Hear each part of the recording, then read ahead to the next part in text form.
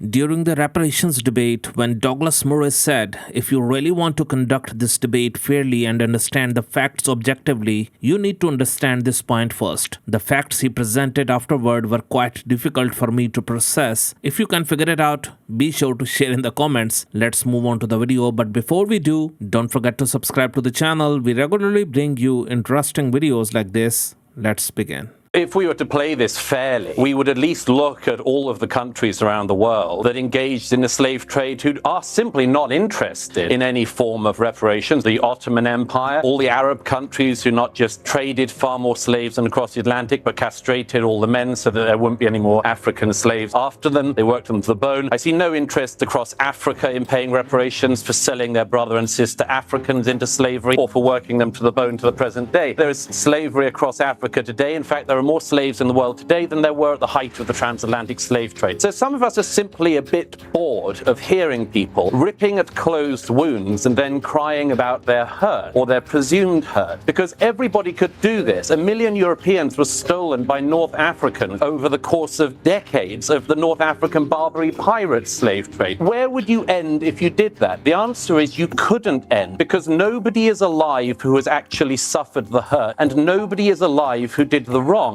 Hearing all this reminded me of something Thomas Sowell once said. Why should a person who has never owned a slave pay a person who has never been a slave? Instead of focusing on reparations, they should focus on dismantling the slave trade that is still happening today. Reparations are like a girlfriend I never had asking me for child support for a kid she never had. Too many people in the USA who complain about such things are completely uneducated about the history of the topic they are criticizing. It's outrageous and totally inappropriate behavior. What do you think? Be sure to share your thoughts. And once again, don't forget to subscribe to the channel. Thank you so much for listening and supporting me. Take care.